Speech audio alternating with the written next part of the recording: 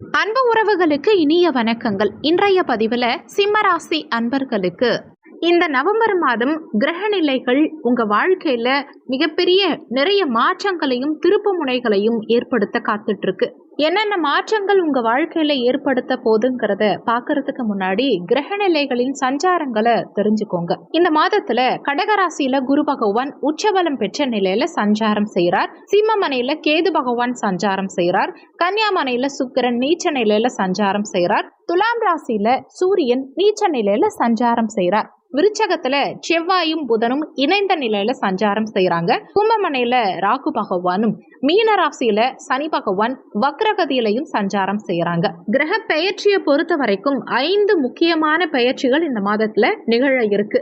November 11ஆம் தேதி அன்னைக்கு குரு பகவான் வக்ரகதியில சஞ்சாரம் செய்ய ஆரம்பிக்கிறார். நவம்பர் 16ஆம் தேதியிலிருந்து சுக்கிரன் நீச்ச நிலையிலிருந்து பெயர்ச்சியாகி, அதாவது கன்னியா ராசியிலிருந்து துலாம் ராசிக்கு பெயர்ச்சியாகி இங்க ஆட்சியாவார். அதே மாதிரி நவம்பர் 16ஆம் தேதியிலிருந்து சூரியன் விருச்சக ராசியில சஞ்சாரம் செய்ய போறார்.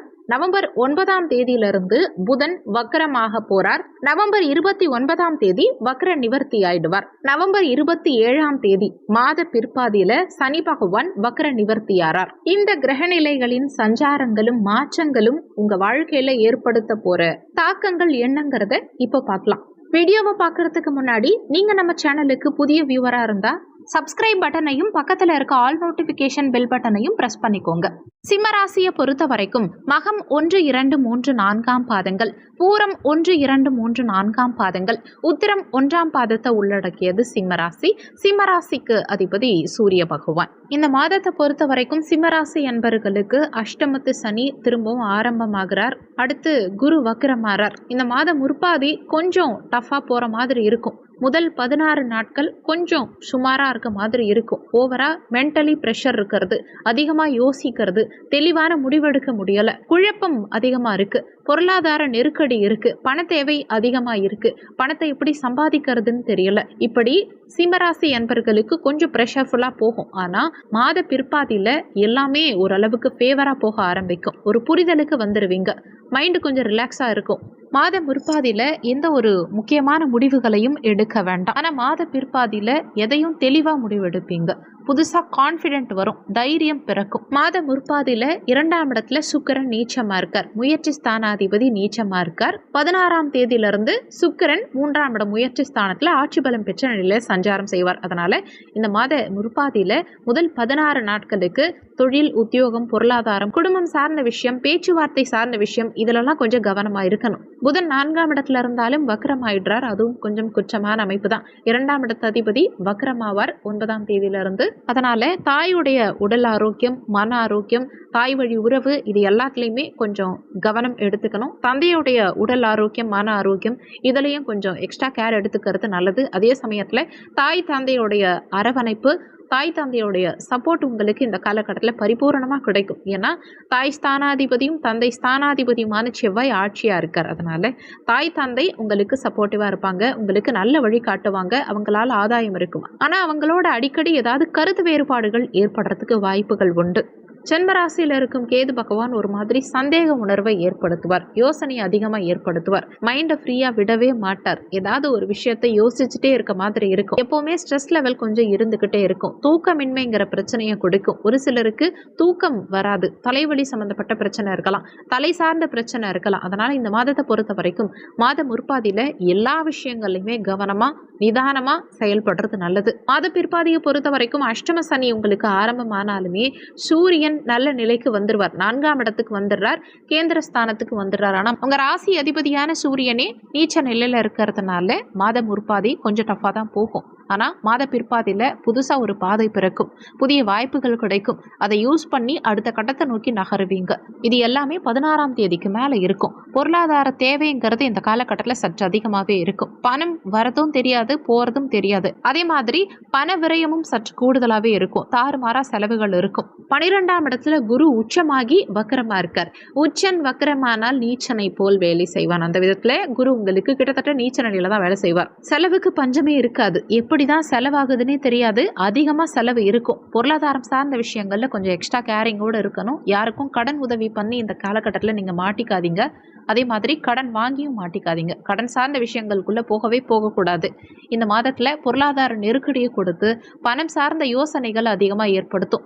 ஏற்கனவே நிறைய பேர் கடன் சுமையில் இருக்கலாம். அந்த கடனை எப்படி கட்டி முடிக்க போறோங்கிற மாதிரியான ஒரு சேலஞ்சான டாஸ்கை நம்ம மைண்டுக்குள்ள புகுத்திக்கிட்டே இருக்கும். இந்த மாதத்தை பொறுத்த வரைக்கும் பொருளாதாரம் சார்ந்த விஷயங்கள்ல கொஞ்சம் நிதானம் அவசியம் தேவை. ஒரு சிலருக்கு பண இழப்புகள் இருக்கலாம். யாருக்கிட்டையாவது பணத்தை கொடுத்து ஏமாறுறது, இல்ல கையில இருக்க பணம் திருட்டு போறது, இதுக்கான வாய்ப்புகளும் உண்டு. இதுலலாம் கொஞ்சம் கவனமா இருக்கணும். அடுத்து இந்த மாதத்துல ஒரு சிலருக்கு நிலம் வாங்கறதுக்கான அமைப்புகள் கிடைக்கும். வண்டி வாகனத்தை மாற்றம் செய்யறது அல்லது வண்டி வாகனத்துல ஏதாவது பழுது நீக்கம் செய்யறது, இந்த மாதிரியான வாய்ப்புகள் எல்லாம் மாத பிற்பாதையில இருக்கும். உடல் ஆரோக்கியமும் மாத பிற்பாதையில சிறப்பாவே இருக்கும். நீங்க யோசிக்கிறத செய்யறதுக்கான மன வலிமையும் பிறக்கும். ஆரோக்கிய ரீதியா பெரிய அளவுல பிரச்சனைகள் எதுவும் கொடுக்காது. ஆனா உங்க மனசு மட்டும் அதிகமா யோசிச்சுட்டு ஏதோ ஸ்பீடாக போகிற மாதிரி இருக்கும். உடல் ஆரோக்கியத்தில் குழப்பமோ தடுமாற்றமோ இருக்காது. ஆனால் மன ஆரோக்கியத்தில் இதெல்லாம் இருக்கும். இந்த மாதத்தில் நீங்கள் யோசிக்கிறத செயல்படுத்துறதுக்கான ஒரு நிலை இருக்கும் மாத பிற்பாதியில் ஏற்கனவே இளைய சகோதர உறவோட ஏதாவது கருத்து வேறுபாடுகள் இருந்தால் அதெல்லாம் சரியாகும். இளைய சகோதர உறவால ஆதாயம் இருக்கும். அடுத்து தொழில் உத்தியோகம் சார்ந்த வகையில் இருந்த தொய்வு நிலை பிரச்சனைகள் அது எல்லாமே 16ஆம் தேதிக்கு பிறகு சரியாக ஆரம்பிக்கும். ஒரு சிலருக்கு தொழிலை மாற்றம் பண்றதுக்கு, உத்தியோகத்தை மாற்றம் பண்றதுக்கு அதுக்கான வாய்ப்புகளை எல்லாம் அமைச்சு கொடுக்கும். திருமண முயற்சியை பொறுத்த வரைக்கும் லக்னத்துல கேது, 7ஆம் இடத்துல ராகு, இது அந்த அளவுக்கு சாதகமா இல்லை. 7ஆம் அதிபதி சனியும் அஷ்டமஸ்தானத்துல மறைஞ்சிருக்கார்.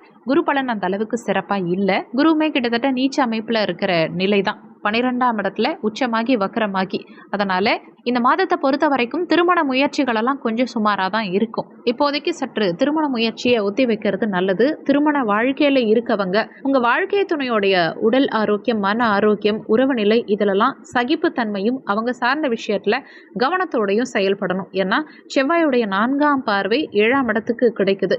7ஆம் இடத்துல ஏற்கனவே ராகு இருக்கார். 7ஆம் இடத்து அதிபதியும் போய் அஷ்டமஸ்தானத்துல மறைஞ்சிருக்கார். இன்னொன்னு குரு பார்வையில இல்லாத நிலையில ராகு டிராவல் பண்றதுனால இந்த காலகட்டத்தில் வாழ்க்கை துணையோட கருத்து வேறுபாடுகள், மனஸ்தாபங்கள், வாழ்க்கை துணையோடைய உடல் ஆரோக்கியத்துல தொந்தரவுகள் இதெல்லாம் ஏற்படலாம். இன்னொன்னு கலத்தர காரகனான சுக்கிரனும் மாத முற்பாதியில குடும்பஸ்தானத்துல நீச்சமா இருக்கார். அதனால இந்த மாதத்துல நிச்சயமா திருமண உறவுல இருக்கவங்க வாழ்க்கை துணை சார்ந்த அனைத்து விஷயங்கள்லையும் கவனமா நிதானமா செயல்படணும். நிறைய பேருக்கு வாழ்க்கை துணையோட சின்ன சின்ன கருத்து போராட்டங்கள் ஏற்பட வாய்ப்பு இருக்கிறதுனால அனுசரித்து நடந்துக்க பாருங்க. பேச்சில் அவசியம் நிதானத்தை கடைபிடிக்க பாருங்க.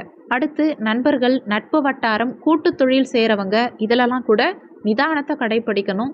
ஏன்னா நண்பர்களோட, கூட்டாளிகளோட மன வருத்தங்கள், குழப்பங்கள் இதெல்லாம் ஏற்படுறதுக்கு வாய்ப்புகள் இருக்கு. குறிப்பா நண்பர்களோட இப்ப செட் ஆகாத அமைப்பு இருக்கும். அடிக்கடி நண்பர்களோட கருத்து வேறுபாடுகள் வந்து போகும். அதெல்லாம் கொஞ்சம் கவனம் தேவை. யாரையும் முழுசா நம்பாதீங்க. உங்க சீக்கிரட்டான விஷயங்களை சீக்கிரட்டாவே வச்சுக்கோங்க. யாருக்கிட்டையும் வெளிப்படுத்தாதீங்க. இந்த காலகட்டத்தில் யாரை நீங்க நண்பன்னு நினைக்கிறீங்களோ அவங்க தான் உங்களுக்கு முதல் எதிரியாவே இருப்பாங்க. அதனால இந்த காலகட்டத்தை பொறுத்த வரைக்கும் யாரையும் முழுமையா நம்ப வேண்டாம். உங்க சீக்கிரட்டை யாருக்கிட்டையும் சொல்ல வேண்டாம். குழந்தை பாக்கியத்தை பொறுத்த வரைக்கும் 5ஆம் அதிபதி 12ஆம் இடத்துல உச்சமாகி வக்கரமாறார். பிள்ளைகள் சார்ந்த விஷயங்கள்ல ரொம்ப கவனமா இருக்கணும். பிள்ளைகளுடைய உடல் ஆரோக்கியம், மன ஆரோக்கியம், உறவு நிலை இது எல்லாத்துலயும் எக்ஸ்ட்ரா கவனம் எடுத்துக்கணும். அவசரப்படாம இருக்கணும். ஏன்னா இந்த நேரத்துல பிள்ளைகள் மேல அதிகமான கோப உணர்வு ஏற்படும். அதையெல்லாம் கொஞ்சம் குறைச்சிக்கிறது நல்லது.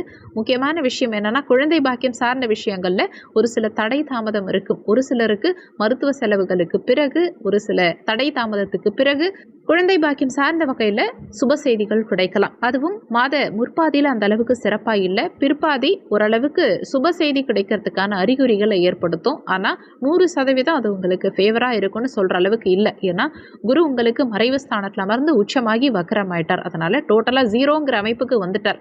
குழந்தை பாக்கியத்துக்கு காரக கிரகமே குரு தான். அவரே வீக்கா இருக்கார். உங்களுக்கு குழந்தை ஸ்தானாதிபதியும் சேம் குருங்கிறதுனால குழந்தை பாக்கியம் சார்ந்த விஷயங்கள்ல பெரிய அளவில் ஃபேவரான பலன்களை இந்த காலகட்டத்தில் எதிர்பார்க்க முடியாது. தடை தாமதம், வருத்தங்களை கொடுக்கறதுக்கு வாய்ப்புகள் உண்டு. பிள்ளைகள், குழந்தை பாக்கியம், காதல் உறவு சம்பந்தப்பட்ட விஷயம் இதெல்லாம் கொஞ்சம் கவனமா நிதானமா இருக்கணும்.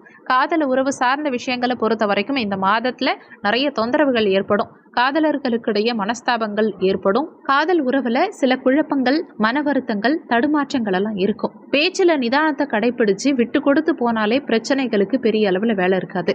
உடல் ஆரோக்கியத்தை பொறுத்த வரைக்கும் மாத இறுதியில, அதாவது 27ஆம் தேதியிலிருந்து தான் அஷ்டம சனி உங்களுக்கு ஆரம்பமாகும். அதனால ஆரம்பத்திலேயே சொன்ன மாதிரி உடல் ரீதியா பெரிய அளவுல ட்ரபிள் எதுவும் கொடுக்காது. பிரச்சனைகள் எதுவும் மேஜரா இருக்காது. மாணவ மாணவிகளை பொறுத்த வரைக்கும் கல்வி சார்ந்த விஷயங்களுக்கு இந்த மாத பிற்பாதி உங்களுக்கு சாதகமா இருக்கும். மாத முற்பாதியை விட பிற்பாதி சிறப்பாகவே இருக்கும். 4ஆம் அதிபதி ஆட்சியா இருக்கார். அதனால கல்வியில பெரிய அளவுல தடுமாற்றங்கள் எல்லாம் வராது.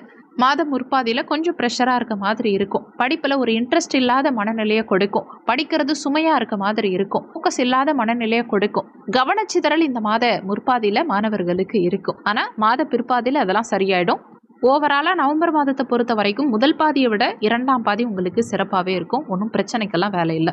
சொல்லியிருக்கக்கூடிய பலன்கள் கோச்சார பலன்கள். இது வெறும் 20% தான் ஒர்க் பண்ணும். மீதி 80% உங்கள் சுய ஜாதகத்தில், ஜனன கால ஜாதகத்தில் உங்களுக்கு என்ன தசாபுத்தி நடக்குது, தசாநாதனும் புத்திநாதனும் எங்க சஞ்சாரம் செய்யறாங்க, என்ன மாதிரியான சாரம் வாங்கியிருக்காங்க, இந்த மாதிரி நிறைய விஷயங்களை பொறுத்து 80% உங்க வாழ்க்கையில எல்லாமே நடக்கும். அதனால வீடியோல சொல்லி இருக்கிறது அப்படியே என் வாழ்க்கையில நடக்கும்னு நினைச்சு எதுவும் பயப்பட வேண்டாம். ஜாதகம் பார்க்கறதா இருந்தா வீடியோல ஜாதகம் பார்க்கன்னு கொடுத்திருக்க நம்பருக்கு வாட்ஸ்அப் பண்ணுங்க.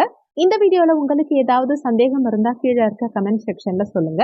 நன்றி. மற்றும் ஒரு நல்ல பதிவோடு மீண்டும் உங்களை சந்திக்கிறோம்.